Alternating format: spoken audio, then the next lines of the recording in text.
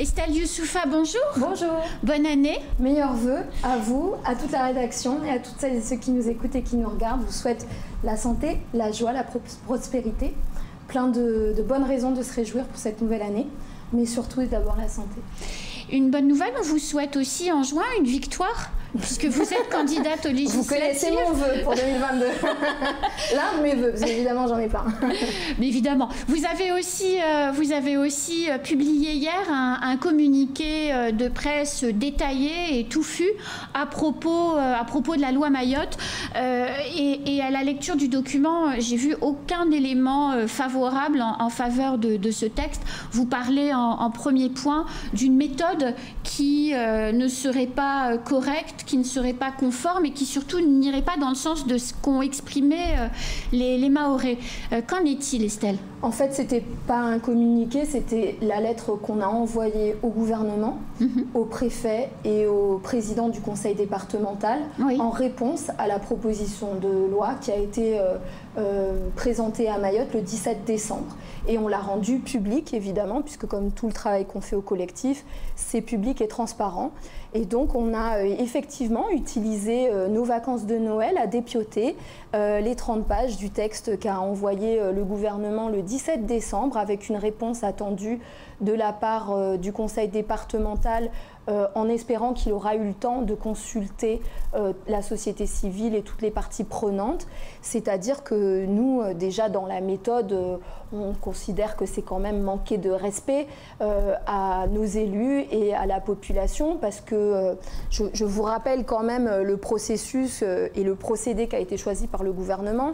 À l'anniversaire en mars de la départementalisation de Mayotte, le ministre Lecornu sort de son chapeau tout seul. C'est le moment de faire une loi Mayotte et de réfléchir à nouveau au statut de Mayotte. En fait, le département, tout le monde constate qu'il y a des dysfonctionnements, mais que le statut n'est pas abouti.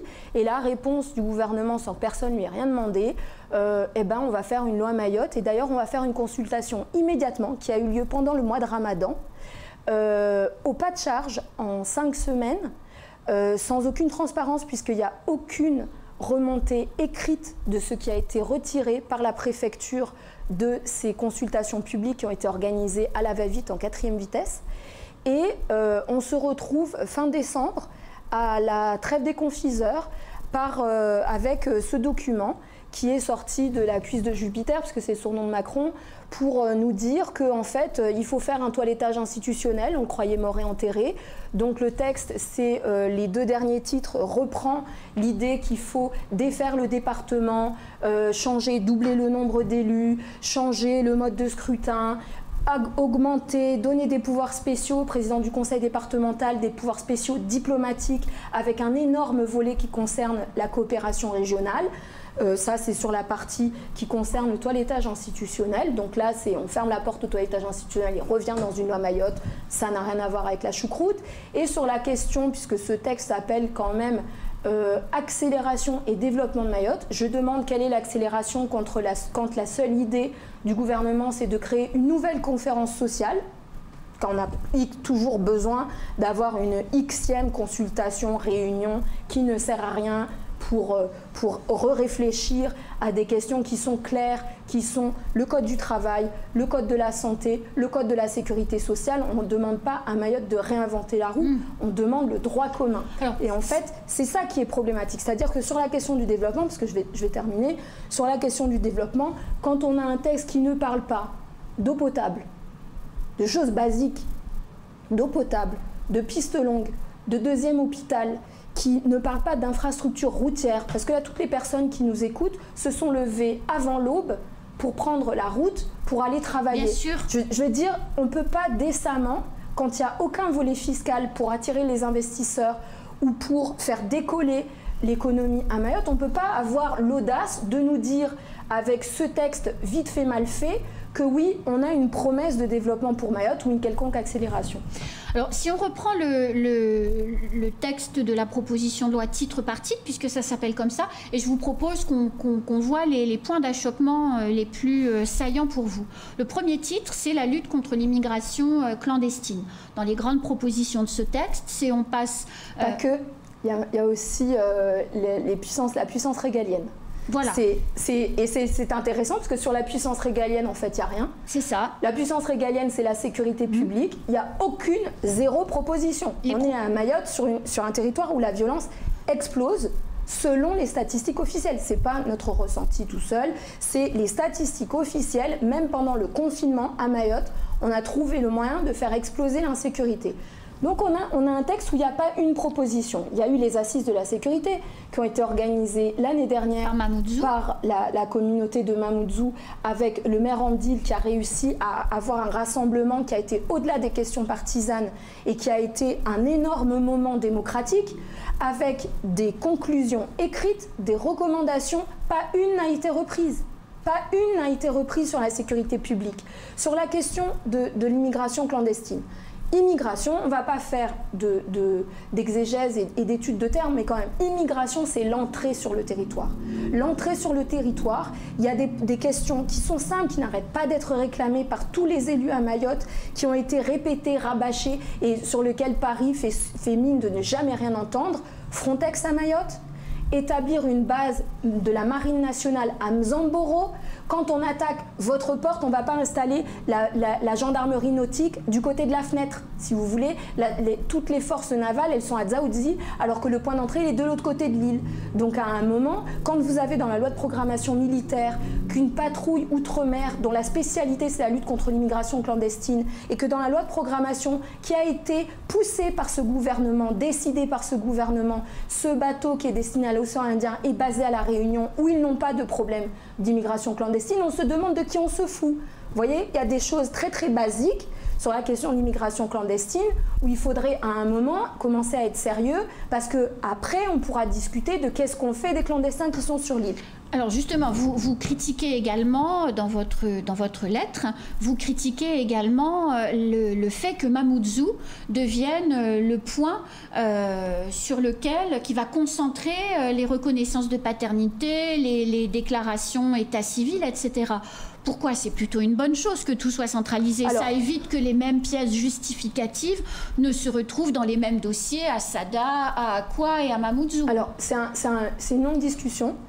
Moi, je vais juste rappeler, la mairie de Mamoudzou a déjà 2 enquêtes qui sont ouvertes pour trafic de faux papiers.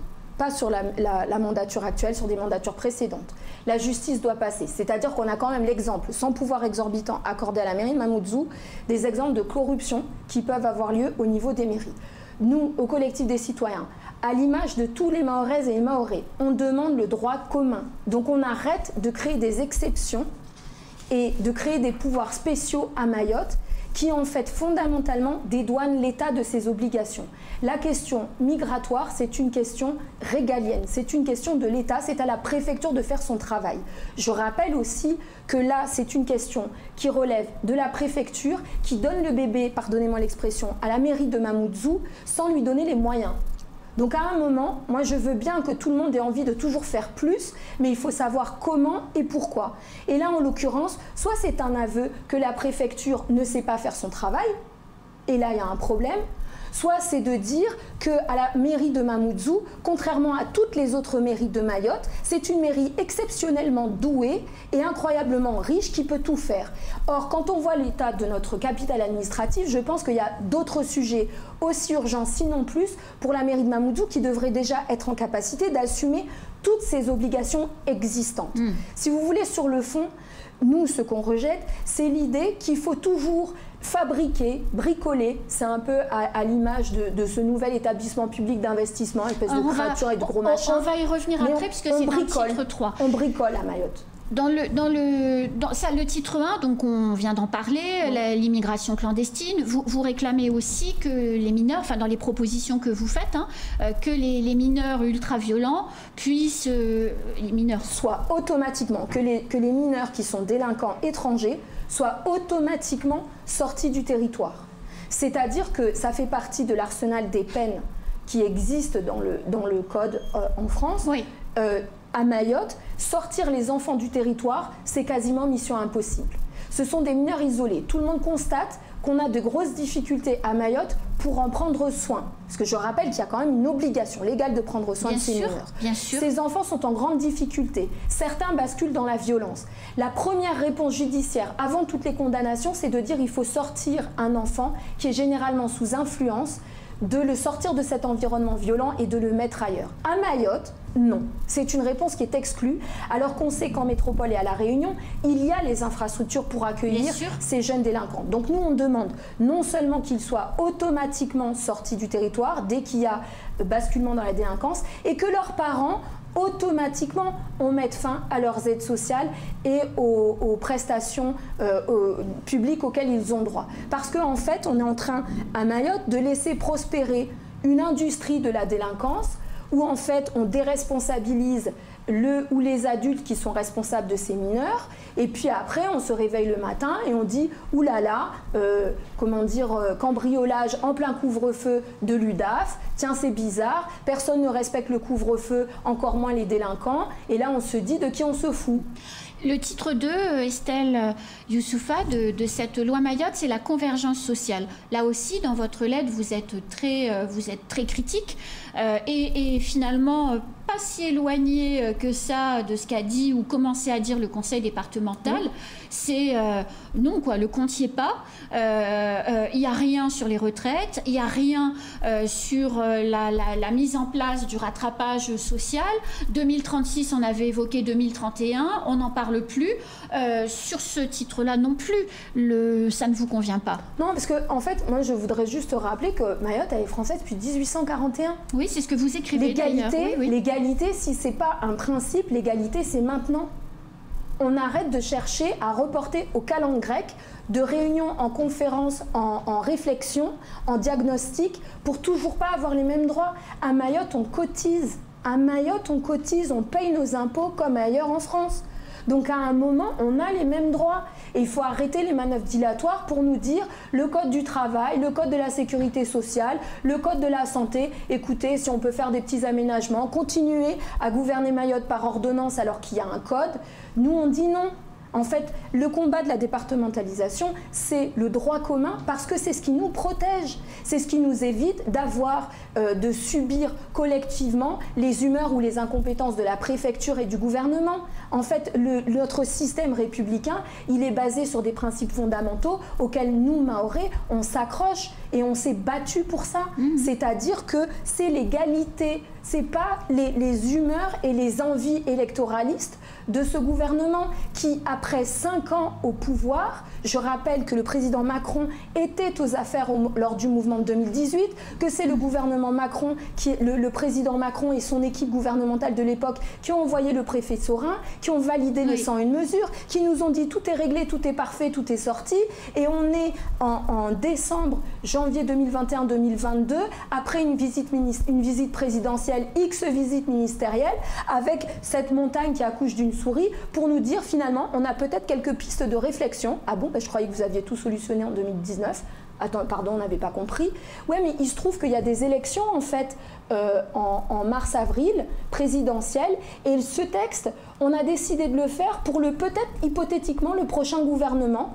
C'est-à-dire qu'il n'y a aucun engagement immédiat, alors que l'ordonnance, jusqu'à ce que le président Macron quitte l'Élysée, le gouvernement peut prendre des ordonnances et décider, puisqu'il a décidé de gouverner Mayotte par ordonnance, il peut décider demain le rattrapage. Ça ne coûte rien actuellement. Ouais, ça coûte rien politiquement au gouvernement de prendre les décisions qui sont nécessaires. Donc moi je ne comprends pas pourquoi on se retrouve avec ce texte qui arrive au crépuscule de ce mandat pour nous dire, d'ailleurs on commence à un petit peu cogiter sur votre situation sur place et on se dit que ce serait pas mal de préparer l'après. Donc idéalement vous votez bien, vous votez Macron et puis vous lui donnez la majorité, parce qu'il y a quand même de l'aveu même du préfet qui était à La Réunion il y a 10 jours au conseil départemental, qui nous a dit au mieux ça passe au Parlement en 2023. Donc je veux dire, en fait, on nous fait travailler pendant la trêve des confiseurs, et pendant les fêtes de fin d'année, on nous consulte pendant le mois de Ramadan pour un texte qui sera hypothétiquement présenté en 2023. Je veux dire, on se moque de qui? Alors dans votre courrier, dans le texte de la loi, on parle aussi, donc vous venez de le dire, hein, on gouverne Mayotte par ordonnance, mais également dans le texte de la loi Mayotte, on prend des ordonnances par rapport aux droits de propriété au moment des aménagements, pistes longues et autres, mais aussi pour la création des carrières. Est-ce que c'est une bonne chose, ça, pour l'environnement? Est-ce que c'est une bonne chose pour la population mahoraise? En fait, si vous voulez, ce qui est surprenant dans ce texte, c'est l'idée que le possible est impossible et l'impossible est possible à Mayotte.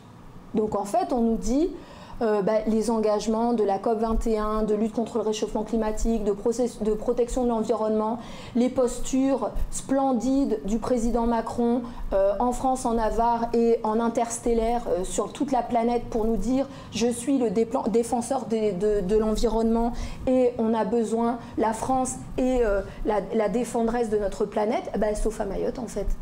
À Mayotte, on peut décider que sur une piste longue et X projets que le gouvernement décide prioritaires, subitement, parce que quand même je rappelle que précédemment ça ne l'était pas, bien sûr. On peut suspendre le droit de l'aménagement rural, on peut décider d'exproprier de manière accélérée et uniquement sur ordonnance, c'est-à-dire qu'on s'assoit sur le droit de la propriété. Je veux dire, il y a des choses quand même graves, hein. C'est des entreprises, que ce soit les carrières, je pense à IBS, parce que c'est ça en fait, le sujet n'est pas nommé, mais là on parle d'IBS, qui est dans un conflit légal extrêmement compliqué avec Vinci et avec l'État. Et là on se retrouve où incidemment ce texte vient régler le sujet en disant « poussez-vous de là, je m'y mets » et c'est l'État qui s'empare du sujet. Donc c'est quand même un problème. Il y a une vision du développement qui, tant que l'État a décidé que rien ne bougeait, rien ne bouge, on nous a sorti les dugons, il n'y a plus de dugons, on nous a sorti les tortues, bizarrement il n'y a plus de tortues, il y avait un volcan, il n'y a plus de volcan, maintenant on nous dit toutes les questions des petites gens qui sont autour de l'aéroport, on pourra expulser comme on veut. Mais par contre, sur la question d'expulser les clandestins qui occupent illégalement une bonne partie du littoral à Mayotte, là il y a tout un arsenal de lois auxquelles l'État décide de ne pas toucher ni faire exception. Donc en fait, vous voyez, quand il y a des expulsions qui sont pour l'État prioritaire, là tout de suite il y a plein de moyens et puis on peut s'asseoir sur le droit, il l'écrit noir sur blanc, mais quand il s'agit d'expulser des clandestins qui occupent des terrains privés et de détruire des bidonvilles, là on se trouve toutes sortes de raisons de ne pas agir. Donc si vous voulez, à un moment il faut arrêter de nous prendre pour des ânes. On lit ce texte et on se dit il y a un manque de respect pour Mayotte, il y a une méconnaissance de nos urgences et de nos préoccupations, il y a un mépris de nos élus qui ont fait leur travail et qui ont fait remonter des questions. Ça fait des années qu'on répète la même chose. On peut débattre de la qualité de nos élus, ne pas être content, mais il y a quand même une constance dans ce qui revient. Il y a toujours des points sur lesquels tout le monde est d'accord. Donc à un moment, d'avoir une surdité et une myopie telle que de sortir des petits points qui sont mineurs quand ça arrange l'État, ça devient franchement agaçant. Alors, Estelle Youssoufa, vous êtes candidate aux élections législatives. Comment va se passer votre campagne électorale? Parce que finalement, c'est dans pas si longtemps que ça. La campagne électorale elle a commencé depuis juillet, puisque notre candidature a été annoncée. Je suis avec Saïd Kambi, qui sera mon suppléant.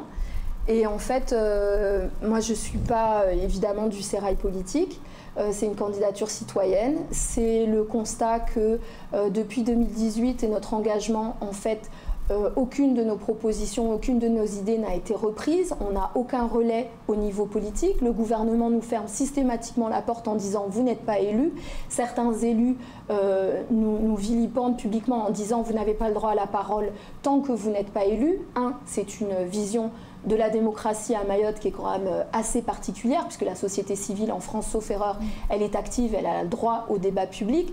Mais en plus, si vous voulez, au bout d'un moment, compte tenu de la dégradation de la situation à Mayotte et du fait que nos diagnostics sont vérifiés malheureusement par la situation, on se dit chiche, allons-y, on va porter, le mouvement de 2018 va porter une candidature au Parlement et la population aura la possibilité de me donner mandat, de dire va porter nos revendications au plus haut à Paris et mettre le doigt dans le travail législatif et nous faire entendre, parce que je pense que le sujet de la députation n'est pas simplement de se faire entendre et d'être un interlocuteur légitime vis-à-vis du gouvernement, c'est aussi d'aller faire le travail au niveau de l'Union africaine, de l'Union européenne, de nos amis de l'ONU, pour dire voilà pourquoi Mayotte est française, de lutter contre la propagande comorienne et de dire nous on est français, on est en quête d'égalité, notre combat c'est mieux vivre, construire un avenir prospère pour nos enfants, et ça moi c'est mon engagement, c'est aller au bout de ce qu'on fait depuis 4 ans et c'est aller plus haut, plus fort, plus fermement, plus légitimement aussi